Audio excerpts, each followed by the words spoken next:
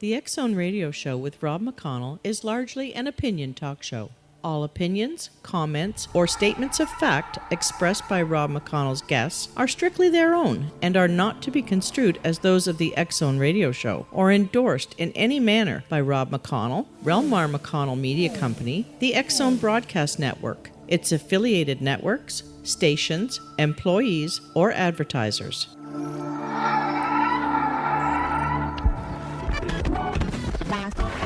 All Hit Radio.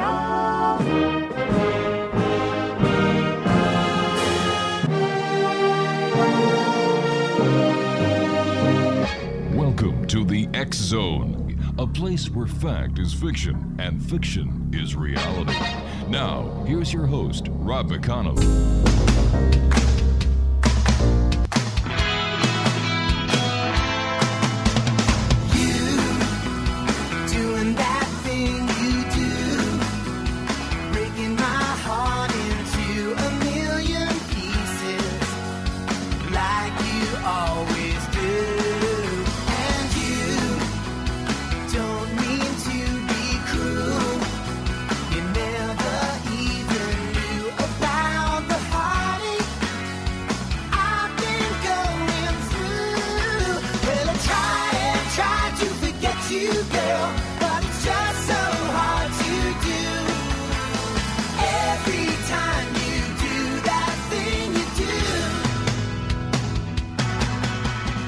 And good evening, one and all, and welcome to the X Zone. My name is Rob McConnell, and for the next 4 hours, I'm your host and your guide as together we cross the time-space continuum here in this place that I call the X Zone.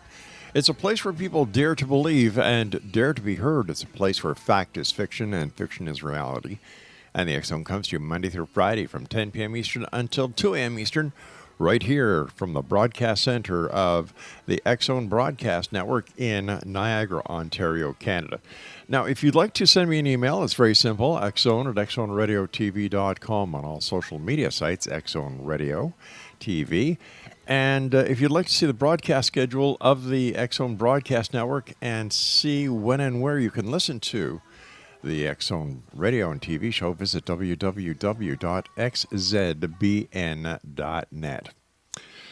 Well, another day, another dollar. COVID is running crazy here in the province of Ontario. They officially put us in a second wave of COVID today with over 700 new cases over the last 24 hours. And in the province of Quebec, the numbers are higher. And officials are saying with the new computer simulation that they have, we should be reaching over 1,000 new cases a day by the end of the week. Who knows what's going to happen? You know, if anybody would have told me a year ago that we'd be in a pandemic, and I would have laughed. If anybody would have told me 6 months ago, or even 3 months ago, or even 2 months ago that we'd be looking at a second wave, I wouldn't have been so surprised. So please, whoever you are, wherever you are, to all the members of the X Zone Nations, friends and families, stay healthy and take care of yourselves, please. My guest this hour is J.W. Ocker. He is the Lovell Thomas and Edgar Award-winning author of macabre travelogues, spooky kids books, and horror novels. His books include A Season with the Witch, The Magic and Mayhem of Halloween in Salem, Massachusetts, Death and Douglas, 12 Nights at the Rotter House, and his latest, Cursed Objects, Strange but True Stories of the World's Most Infamous Items. JW lives in New Hampshire, and you can visit his website at www.oddthingsi'veseen.com. And JW, welcome to the X Zone. Thank you for having me. I appreciate the invite. It's great having you with us, JW. Tell us a little bit more about yourself, and what was it that drew you to this weird, strange, wonderful world that you and I call home? You know what? I think it's because I found a lot of the world in my life boring, not very interesting. So obviously, I turned toward things that were a little bit more magical, a little bit weirder, a little bit stranger, a little bit off the wall. Right. Just because it seems like those things are just more fun to spend time on. Now, have you had any strange, weird, or otherwise known as wonderful experiences in your life? Here's I give you a disappointing answer to that question. Okay. The answer is no, unfortunately. But I always say it's only because I just haven't had the experience. For some reason, the paranormal doesn't like me as much as I like it. So Oh. I haven't gotten any good experiences, but that doesn't really change like how much I love the stories. I love the stories. I'll search them out. I've spent, I've done all the requisite things you're supposed to do to see the paranormal. Stayed the night in abandoned asylums and jails and cemeteries and all that kinds of stuff. But for some reason, they just won't, Casper won't say hi to me. So I just keep going, seeing weird stuff and hoping one day it'll get weirder for me. Yeah, you know what? I appreciate that because I have the same problem. People tell me I've gone on ghost hunts, I've gone on research things, I've gone on UFO watches, and yeah, still looking. Right. Still looking. Tell us a little bit about your new book. Strange what's Cursed Objects, Strange but True Stories of the World's Most Infamous Items. What was the inspiration behind this book? So the inspiration behind this book was that I feel like cursed objects in the paranormal world are kind of not really paid attention to. They're not as interesting as like the word haunted, for instance, right? So me and my editor thought it was a good idea to go after this segment because, again, we looked around the literature. Nobody had really amassed all the stories of the most infamous cursed objects. Most did, very superficially and then listicles online, just the top 10 cursed objects or whatever. And it really, some of the stories are fascinating. So it just feel like it was a hole in the paranormal literature to have all these histories together in one book. So that's what we went after. Okay, here's another yes/no question, okay? Do you believe in cursed objects? Are they real or are they something that a person just imagines that it's cursed, filled with coincidences or synchronicities? I don't have a yes/no answer for that, but I will say, going into this book, I would have said no. They're just made up in people's minds and stuff. But then by the end of the book, I learned about the concept of nocebos. Do you know about nocebos? Unless it's like a placebo, no, I don't. It's the exact opposite of a placebo. So really? A placebo, so that was good insight there. A placebo is basically the body tricking itself into healing itself on a very minor pretense, right? Just the doctor saying this will help you. A nocebo is the body harming itself on a very minor pretense. So a doctor can give you medicine and say, hey, this medicine has these bad side effects. You'll hallucinate, you'll break out in hives, you'll have headaches. And even if the medicine doesn't actually have those side effects, your body can trick itself into having those side effects. So, anthropologists have used this idea to say this is why zombie or voodoo death happens, why people can think they're zombies and start becoming listless and, uncommunicative and lose their appetites because their body has tricked them into doing that. So I think there's enough of a scientific veneer around this that a cursed object could actually bring harm to somebody if they, thought it would. So it's almost a mental it is a mental thing, but it still doesn't negate the idea that a cursed object can actually harm you. So that's just like that would just be like a talisman that brings you good luck. Exactly. It's exactly what that is. If you believe in a good luck charm, good luck can happen to you. It's just a fact of science and mysteries of the brain.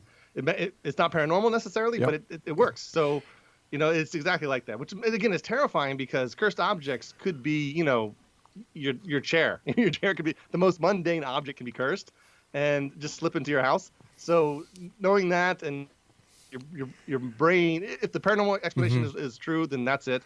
But if the scientific explanation is true, you're still kind of screwed both directions with cursed objects. But isn't that the premise behind the gypsy curse? I think so. Yeah, the evil eye and those things are that you will, if the brain's powerful. The brain is also an agent against itself, often in thought and in action. And again, thinking you're in a bad place will put you in a bad place every single time.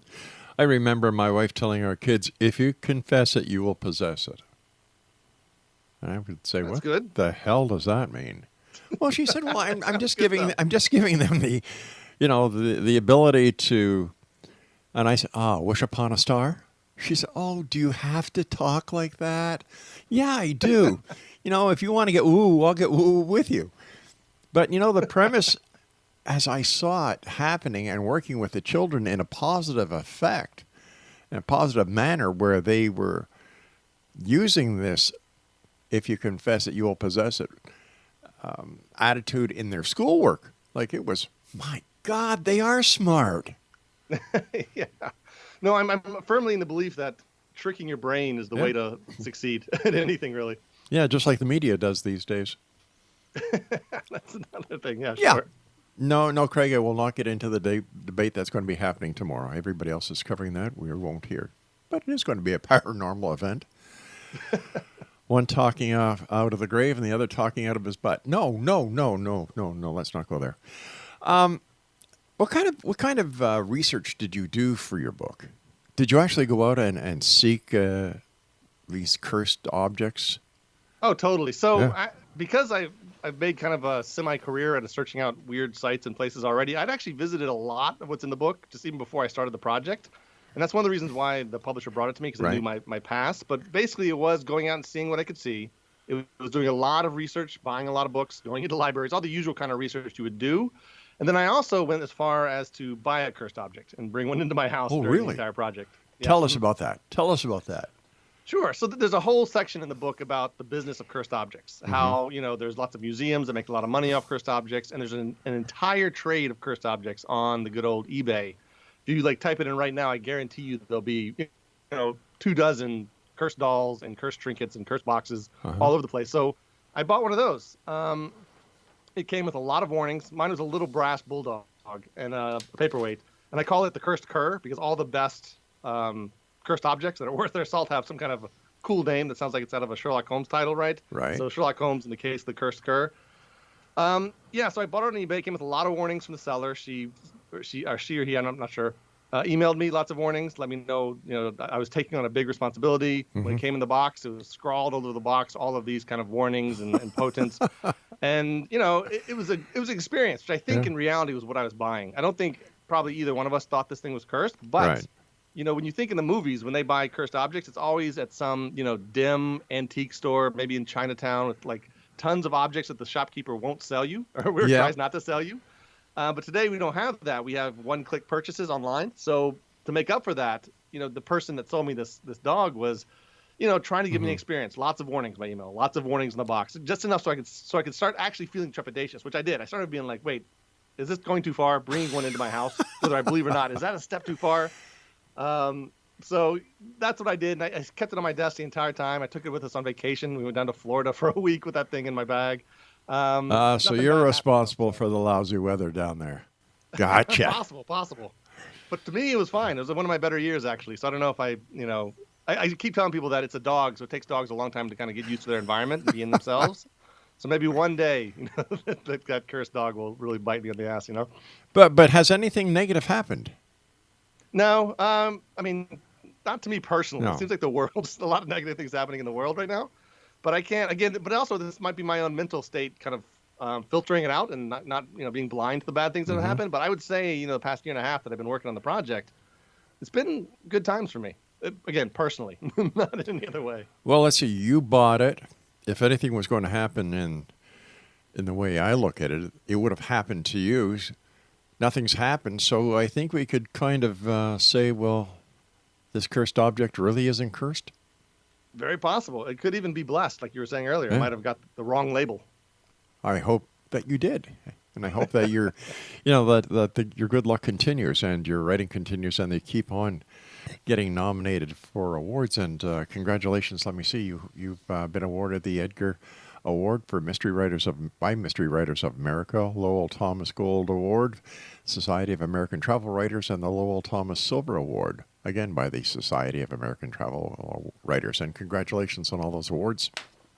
Thank you. Yeah, I've been very fortunate as far as that goes. JW, please stand by. You and I have to take our first break. And X Zone Nation, if you'd like to find out more about our guest of this hour, his website is oddthingsi'veseen.com. That's www.oddthingsi'veseen.com. And JW and I will be back on the other side of this commercial break as we continue here in the X Zone with yours truly, Rob McConnell, from our broadcast center and studios in Niagara, Ontario, Canada. Don't forget, you can always find out what's happening on the X Zone Broadcast Network by going to www.xzbn.net. And for the X Zone TV channel on Simul TV, which is available on Roku and some other great platforms, visit www.simultv.com. Hey, gang, October is Halloween month here in the X Zone, and we have a month jam-packed. We have people from all over Canada, the United States, who are going to talk to us about haunted, ghost, things that go bump in the night in the Halloween spirit. Don't go away. We'll be back on the other side of this break.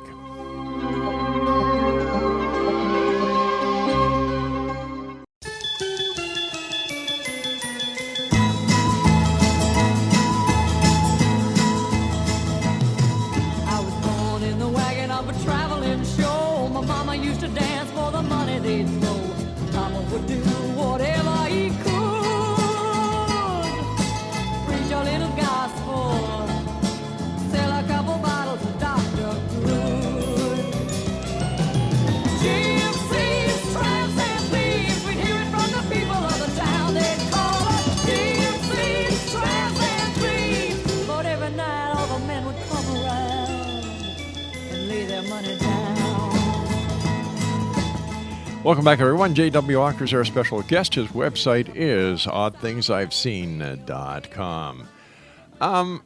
Besides the dog that you bought, the cursed dog that you bought, yeah, I didn't know how to explain that. Where else did you visit, and what other strange, weird, bizarre, cursed objects did you research for your book? Well, I went to the kind of granddaddy of them all, the Hope Diamond, which is kind of like the iconic cursed object. It's small, it can get lost, it can get stolen. It's very expensive, so only like the richest people with the, most decadent lives have it in their lives, and has a very long history, a very long both paranormal and historical legacy. And it's just sitting in Smithsonian, D.C., like in a little glass case in the middle of a room, just spinning around. And it's one of the more popular exhibits there. And I grew up in D.C., so I grew up visiting this thing all the time. And there's always a crowd around it, always kind of hacksaw your way to it. But it represents the most cursed object in kind of the history of the lore. And yet here it is, kind of just shimmering under a light in the nation's capital. Well, would you be able to give our listeners a little bit of the history of the Hope Diamond and then a little bit of the cursed Hope Diamond tragedy or trilogies? Sure. I mean, they're really entwined. The other thing I like about the Hope Diamond is not a lot of the lore. A lot of the lore isn't made up. It's just, they're facts in the case, as opposed to some of these cursed objects where they have a real history that are documented and then stories kind of wound around that. But it's centuries old. It started out in Indian mines, which were most gemstones hundreds of years ago started there, because we only thought diamonds were in India at the time. So it started there. A merchant bought it. It went to the French royalty, so it became one of the French crown jewels. It was cut down over the years into, it was a giant rock, and then it became like a nice, elegant, stone over the years. It was smuggled out of France, ended up in England at some point. Went to a jeweler, Cartier, the famous Cartier of Cartier diamonds, and he's kind of the guy that really hooked the kind of curse really around it. The curse around the Hope Diamond was kind of there. It had been printed about in newspapers and such, but it came to America when Evelyn Wash, who was a socialite in D.C., she was rich, wealthy, buying lots of stuff, and he wanted to sell his Hope Diamond, but she had diamonds. She had a tub full of diamonds. She didn't need more diamonds. She wanted something a little more exotic than that. So this thing is cursed, and has wrapped all these stories around it. How, all the royalty that died. So the French Revolution was kind of caused by the Hope Diamond. The royalty at that time both had their heads cut off because they wore the Hope Diamond. It had, caused ruin to every kind of merchant who picked it up. It had been stolen from the eye of an idol out of India, which wasn't true. It had just been kind of bought after it was mined. And Evelyn Wash liked it so much that she bought the diamond. And then her life ended in a lot of tragedy. Her and her husband both divorced. They both ended up in asylums, died there. They had a child that died of suicide. So they were huge, wealthy socialites in D.C., but their lives completely ended in tragedy. But she was the most known person to have the diamond. She would wear it to parties. She turned it into a crown in her head. She let her pet wear it at one point. She tried to sell it to fund the search for the Lindbergh baby. So it was she brought a lot of promise to it. And then, of course, her life ended that way. Then it was sold to a couple of families. The Hope family is who bought it eventually. That's who it's named after. Right. And then they had a lot of, bankruptcies, as rich people do. They go through a lot of bankruptcies, so that's blamed a lot on the Hope Diamond. And then eventually it was given to the Smithsonian for, a tax break at the end of the day, or to start an American Crown Jewels.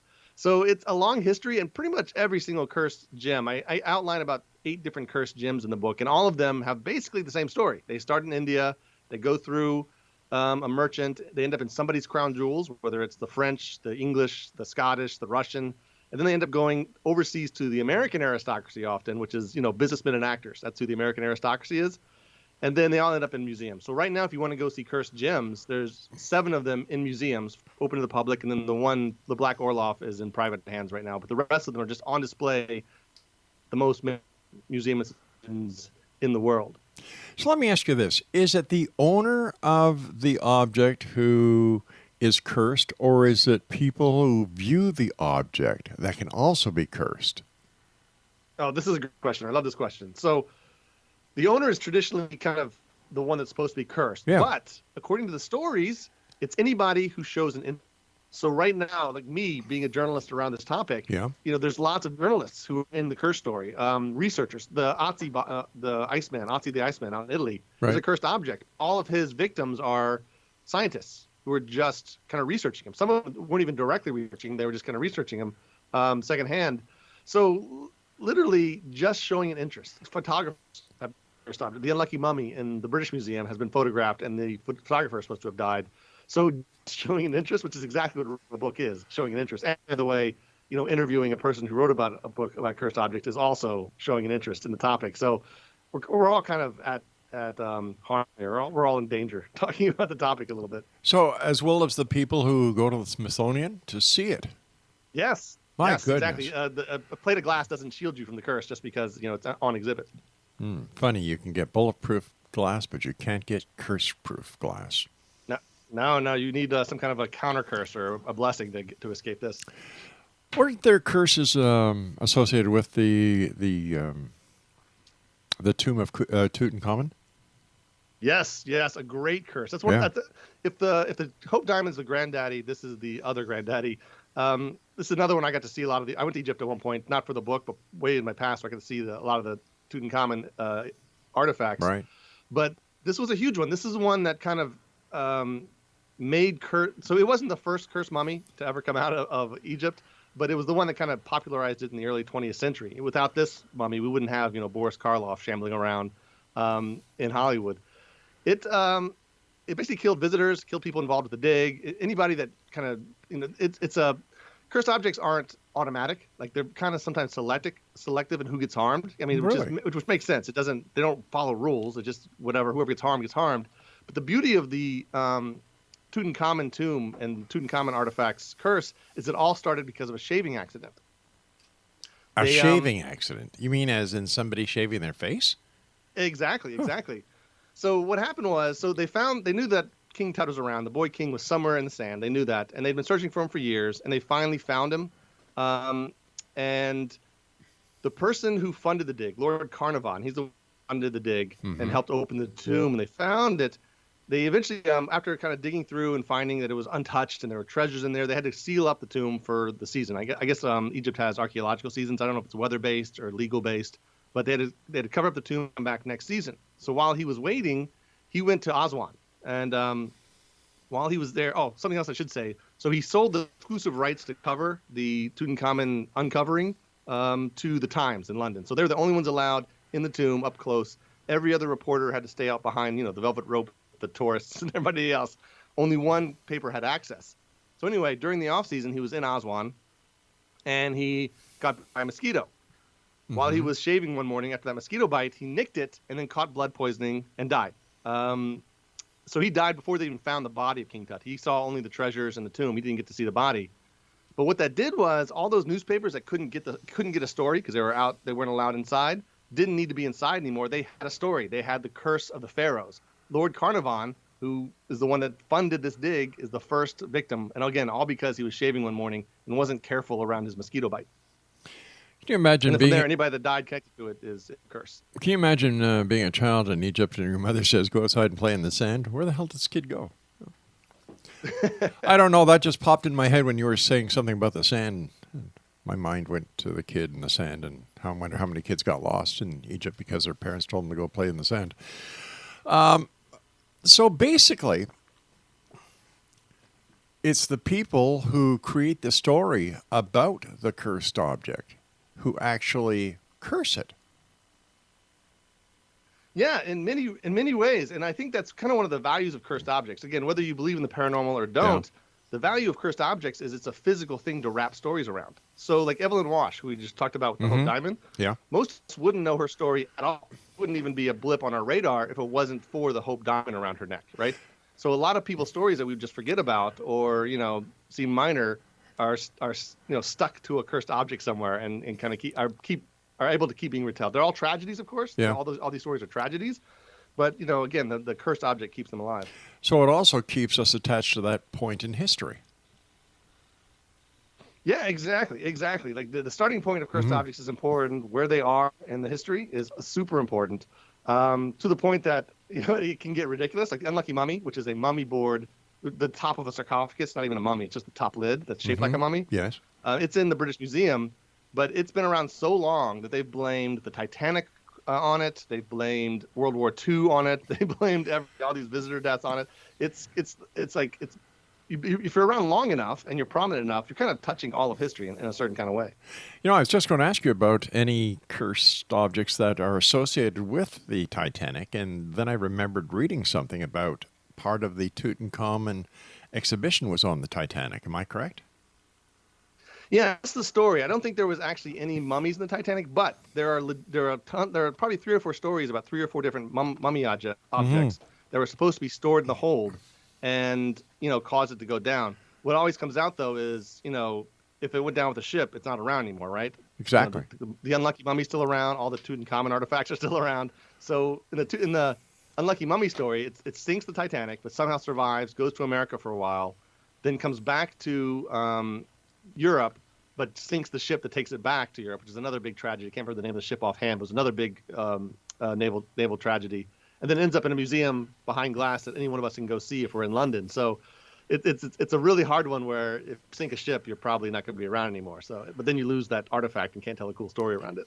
So how do you thwart the effects of a cursed object? Is there any way of exorcising it?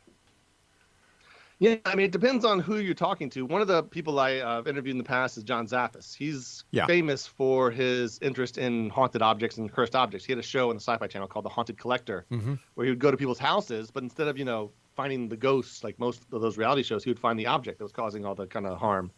And the way he did it, so he takes those objects and puts them in his house, basically. He has a house behind his house that he stores all of his collection. And the way he I can't remember the term he uses, but basically the way he unenergizes it is through prayer, sunlight, salt, crystals, so a lot of New Age stuff. And then he says that if he can't actually deactivate it, that's what it is, activation. If he can't actually deactivate it, then he'll throw it in the ocean. That usually does a good job of deactivating it. But other ways are all the counter curses, right? So the evil eye can be a curse, but it can also be a protection symbol. And I do a small section in the book about blessed objects, which is ways to fend off curse. That could be anything from a Catholic relic, to even a lot of the voodoo objects are both cursed objects, but also protection objects. Got about a minute before we have to go to our news break at the bottom of the hour, but what part of the effectiveness of a cursed object is either thwarted or amplified by a person's religious beliefs? Good question. It really depends on. I guess it can give it intelligence, right? So somebody from a Protestant or Catholic background would want to ascribe some kind of intelligence to the object, right? Make it a possessed object or a haunted object.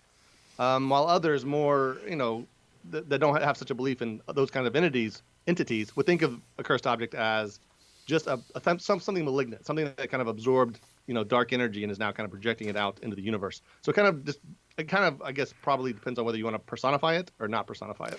All right, JW, please stand by. You and I have to take our news break at the bottom of the hour. And Exonation, our guest this hour is JW Ocker. And if you'd like to visit his website, www.oddthingsiveseen.com. We're talking to JW tonight about his latest book, and it's entitled to Cursed Objects, Strange but True Stories of the World's Most Infamous Items. And we'll be back on the other side of this break as we continue here in the X Zone from our broadcast center and studios in Niagara, Ontario, Canada. Don't go away.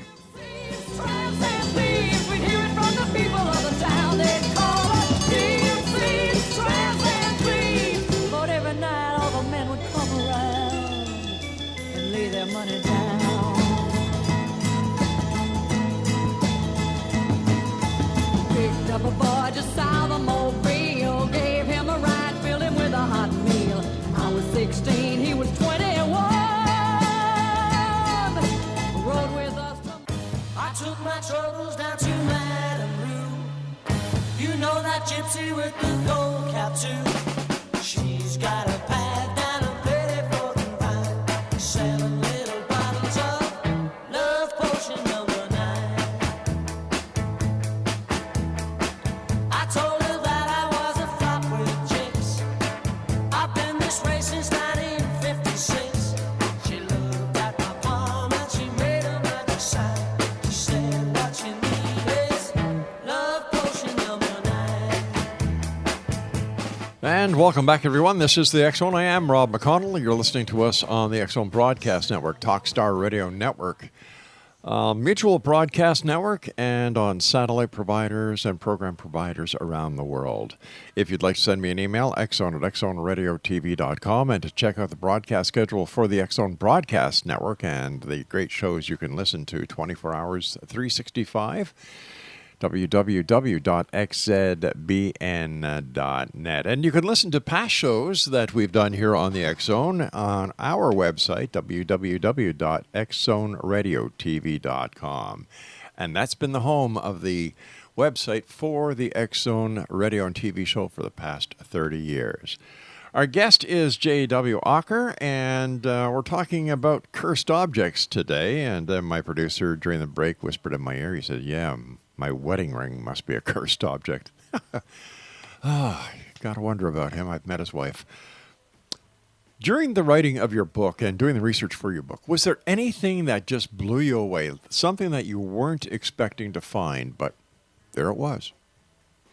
Yeah, I think so. I would say it has to do with gold rings as well, honestly. There's this ring called the Ring of Silvianus that was found in the 18th century in a farm in England, right?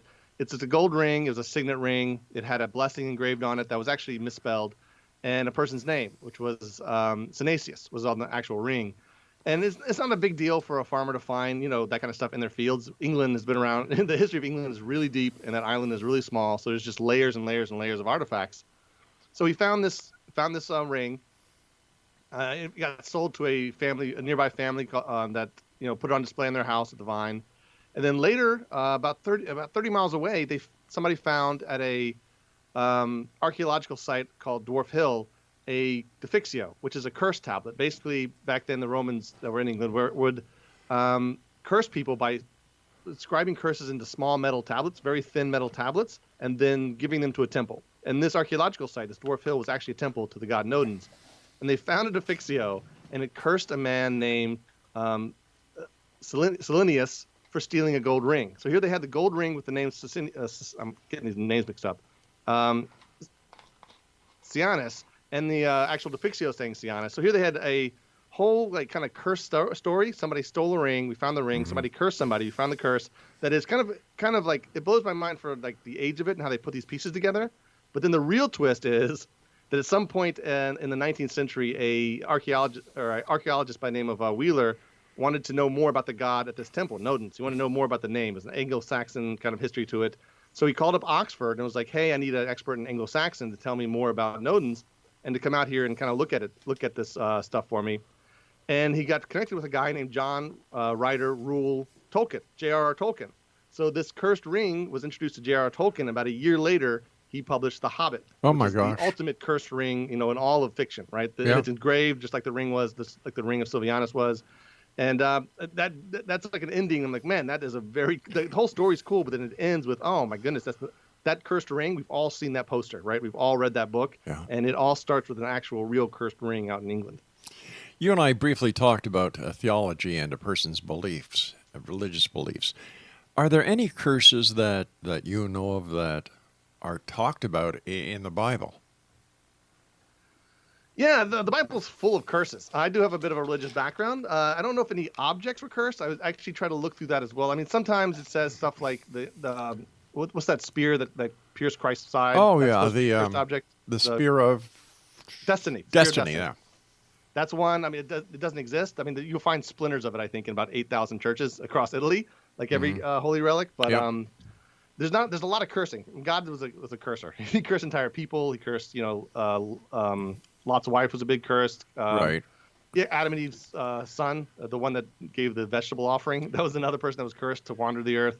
So it's full of curses, but not so much cursed objects, which is kind of it's more of a it's probably more of a modern thing, the cursed object, really. I mean, they're all ancient. A lot of the cursed objects are ancient, but actually describing them as a cursed object in like a category is something that I think modern times we've done. In your opinion, is there any one group of or region of the world where curses are more predominant than others, or the belief in curses is more predominant than others? It's a good question. I mean, it's as far as curses themselves, it's probably pretty well spread.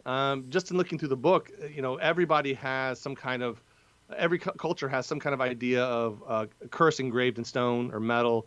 Every culture has this idea of miniature figures, poppets and voodoo dolls. I think we mostly call them these days. But every culture has this idea that you can inflict harm or blessing using a small, anthropoid object. Mm-hmm. Cursed objects as well. I mean, it was pretty much spread across the world what I found as far as cursed objects were, but there's a lot in the UK. For some reason, everything goes to everything goes to the UK as far as Western history, so I guess that makes sense.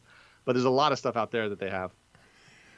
Was there anyone that you spoke to during the research for your book who actually was cursed? I don't think so. I also don't know how many people would admit that to me. It's almost like saying, you have COVID. Like, you're not going to tell people that, right? You're going to hide it until you're better, and then maybe you'll still tell people if you're like The Rock or whatever, or Tom Hanks, you'll tell people later. Yeah. But it's almost like a shame to be, to believe you're cursed and to admit it to people. You probably don't want people to know that. What was the most curious cursed object that you came across and that you wrote about in your book? Curious in what sense? Which direction are you going to send me? Well, let's see. Something that people believed was cursed, but when you yourself looked at it, went, what are you talking about? Nah. I'm going to give you the Dybbuk box. Have you heard this one? No.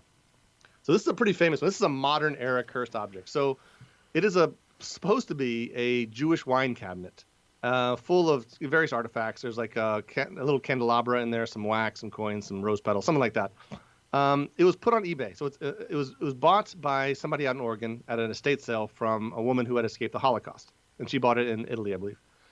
And then stuff started happening to him, like bad dreams, shadow figures, just really bad stuff. And every time he tried to give the box away to somebody, including his mom, he tried to give it to his mom.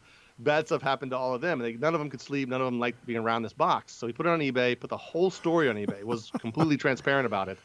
And somebody else bought it. I think it was, I can't remember his name, but it was like a college kid somewhere in the U.S. They kept it for a while. Then, they started having the same thing, shadows, headaches, just general malaise. So they put it on eBay themselves and added their story to this cursed object. And then the third person got it, and he was a professor. I can't remember what state he was at, but he was a professor. He made kind of a bigger deal about the box. He made a website for it. He claimed that there was some bad stuff happening from the box, but mostly good stuff was happening to him. It was making him de-age, this Dybbuk box. And it became so famous, like every time they sold on eBay, it would sold for more money and more money and more money. And then eventually, the last person to buy it was Zach Bagans, or Bagans is his name, who is the lead host of Ghost Adventurers, which is a hugely popular show for the Travel Channel. He's made multi-millions as a result. He just opened up a museum of cursed and haunted objects out in Las Vegas, which I got to visit before, everything shut down.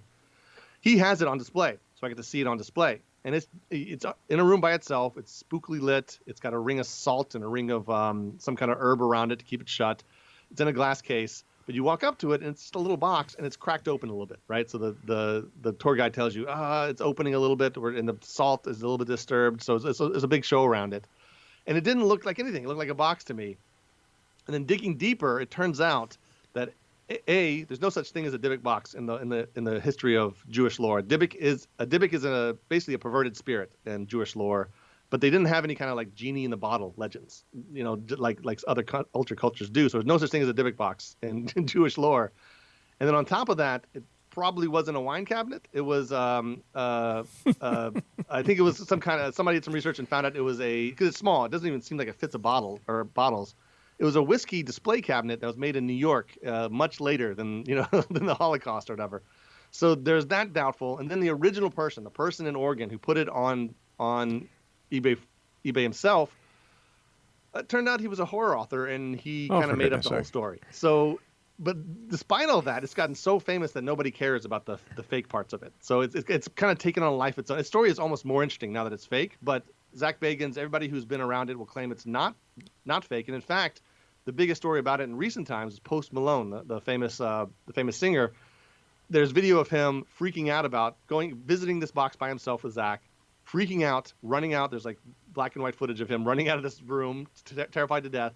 And then over the course of the next few weeks, he was in a plane crash, a car crash. Somebody looted his house. He went through a series of bad situations that everybody blamed on this Dybbuk box. So some people say, it's a hoax. Mm-hmm. Some people say, well, it used to be a hoax, but now it's taken on a life of its own, and now it actually is cursed. And so it's this weird kind of twisted story that, you can believe what you want about it, but the truth is probably somebody made it up, and then we all made a big deal out of it, and now it's hard to walk back that big deal. But what does this say about the paranormal itself, then? Just using this cabinet as an example, where the story grows and grows and grows. But when you do the research and you actually find out the truth behind it, it's established as a hoax. Mm-hmm. So if this is being perpetrated with this one object and a curse being part of the paranormal, how does this make the world of the paranormal look to people who say, oh, if this is a hoax, just imagine how much other stuff in the paranormal is hoax, or how much stuff on those TV shows is just more hoax, poo. Yeah, I think that's completely valid. In my own kind of career of searching out paranormal stuff, most of the time the story is exactly that. It's either a hoax, it's vague, you can't find the original documentation, the original stories. But I think what the paranormals would say is that might be true of a percentage of them, or even a large percentage of them, but doesn't make it all untrue. And for a long time there, I was like, I kind of took that kind of rationalization with a grain of salt.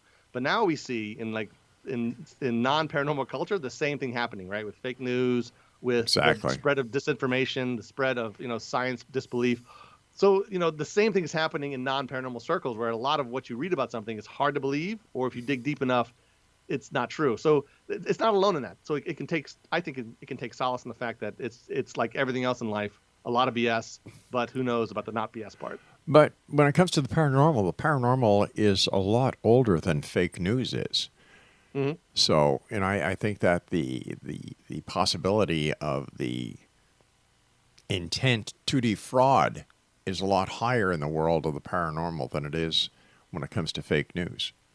And probably easier. I mean, I thought about this a few times in my travels, especially for cursed objects, where I know I can take, I tell the story about the cursed cur in my office here, but I could take anything in this room, make up a story in it, put it in this book, and honestly, no one would be the wiser. And then if I can keep that story alive long enough, and get it passed around long enough, and get it added to by other people long enough, it can literally live on its own. You put that little kind of seed out in the world, and it can grow into this, big story that lots of people believe, or that some people, at the very least sit on the fence about. Don't even call that as BS move on my part.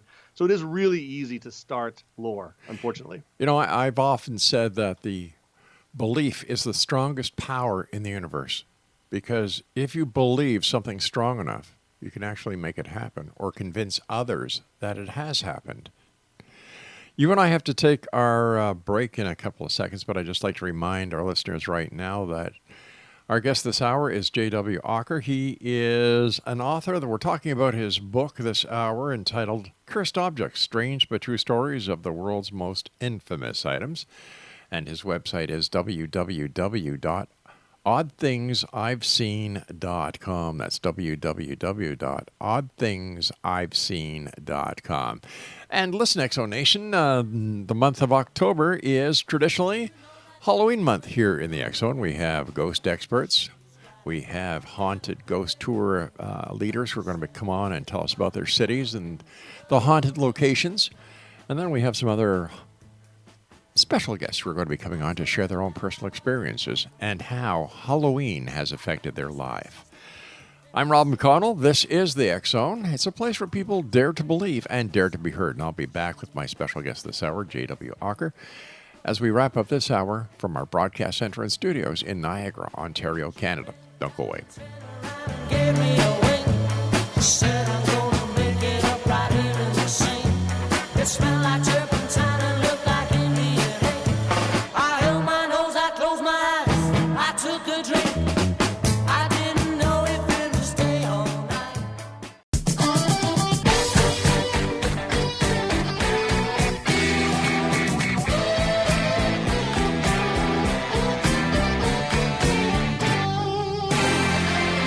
Ho, ho, ho, it's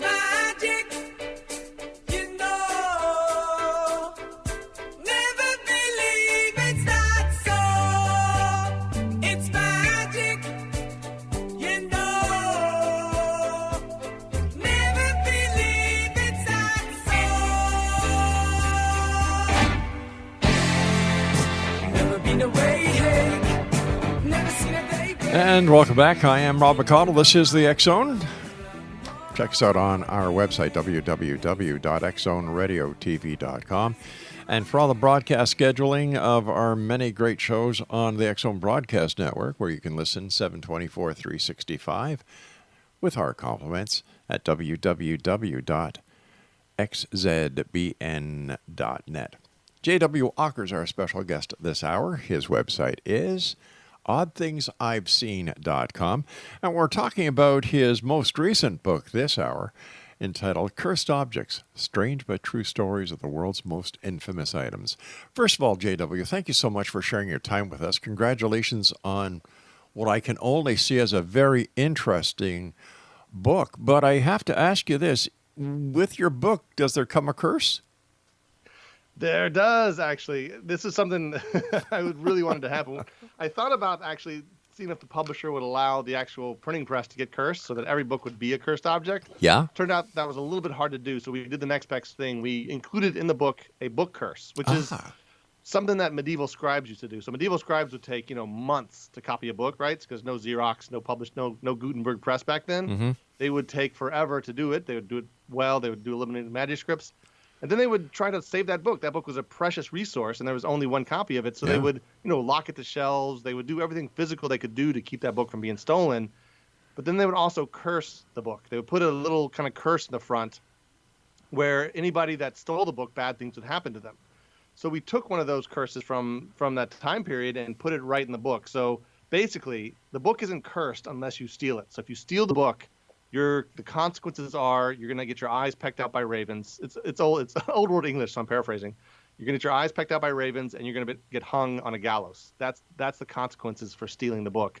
If you buy it, you're fine. You're no problems at all. But if you steal it, you're in a little bit of hot water. God, talk about harsh justice. Woo! Yeah. My I love aesthetic it. is ravens and gallows. So I love it. I love it.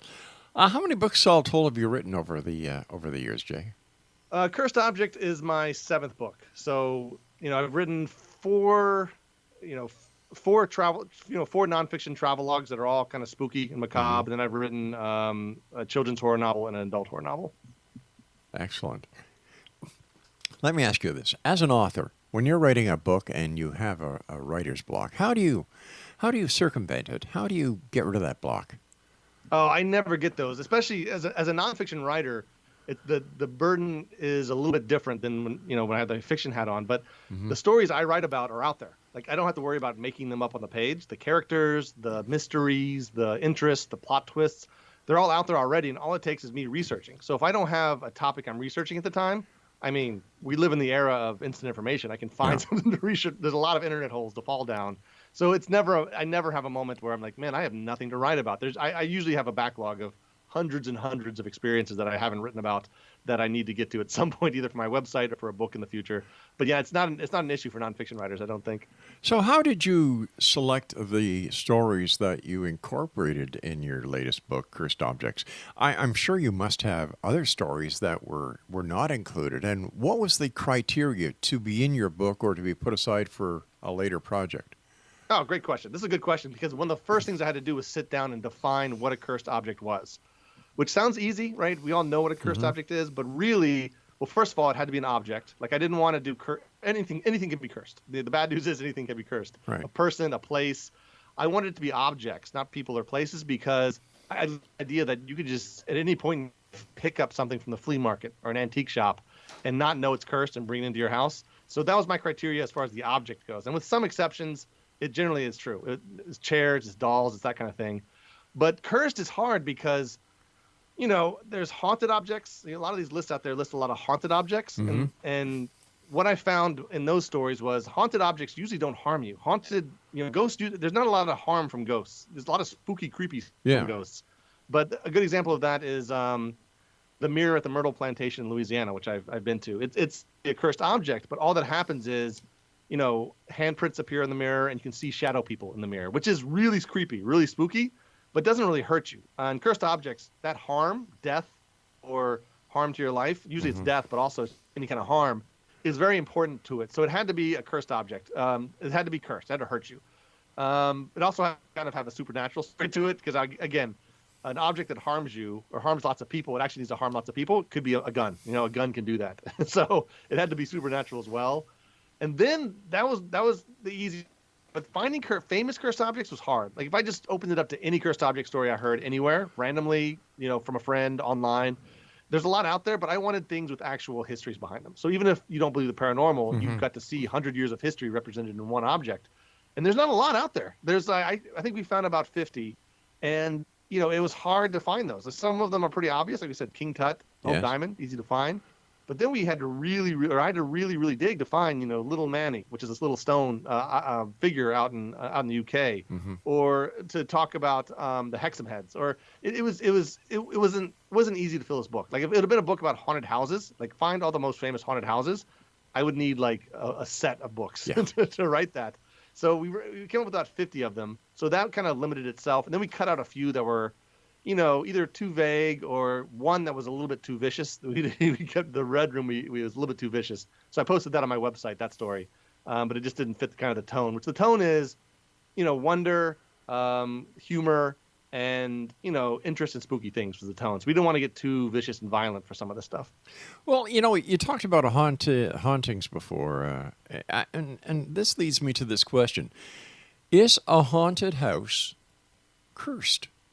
Where the ghosts or the spirits or the entities just do not leave. They remain there. And, they make allegedly they make their presence known. So could we say that this house is cursed? So in my definitions, and the way I defined it, a haunted object could be a cursed object. But the criteria would be that haunted house had to hurt multiple people.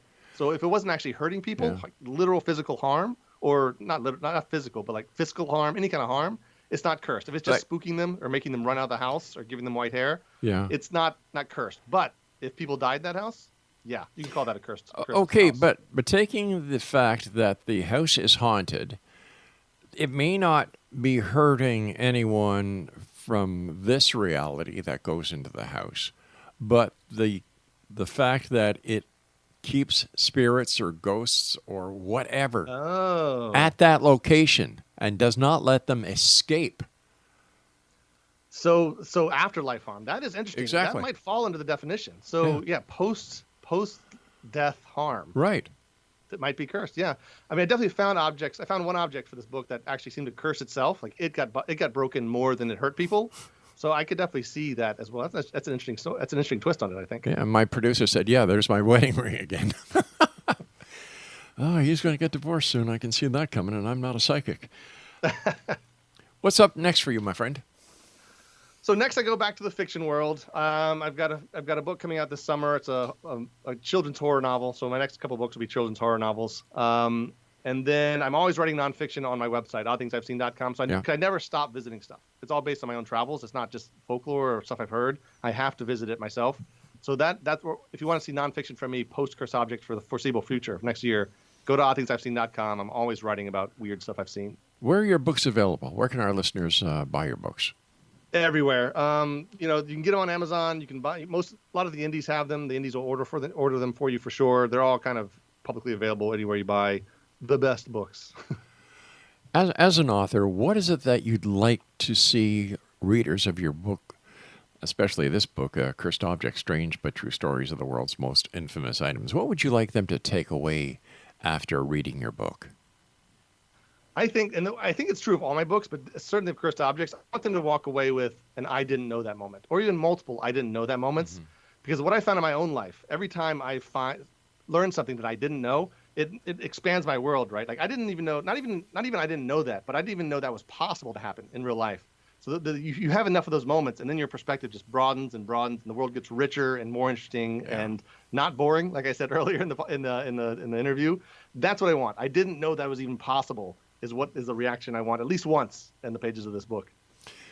What I like about what you're doing is you're tying a lot of rich history into these objects. So not only are your readers, in my opinion, getting entertained, they're getting enlightened, but they're also getting an education in certain areas that you touch, and that's commendable. Thank you. I think another thing is I would like people to go visit this stuff. A lot of this stuff is in museums. A lot of it is legit art has legit historical value, which means they end up in museums. So if it inspires somebody to go see something, I'm super happy with that as well. But you're scaring the hell out of people by telling them that if they go there, they're liable to suffer the curse as well. I know. Some of us are just morbidly inclined, though, you know? I love it. I love it. What does your family think about the work you do? They're into it. They usually are around in all my travels. I mean, I've even moved them as part of the book. I wrote a book about Salem, Massachusetts, where I moved all of them. I have a family of 5. Back then it was 4. Wow. We moved to downtown Salem the entire month of October and just lived that life, and so I could write that book. So they like it. They're not as into it as me, probably. Like, few people could be as into it as me, I guess, but they put up with it. They let me do it. Put it that way. If you could do something else besides being an author, and a great author at that, what would you be? I would like to be able to build houses. Like, I feel like if you can build a house by yourself, you can do pretty much anything. And to me, it's a skill that I've always kind of been in full awe of. So I wish I could do that, but my hands are like, they only hit keyboards.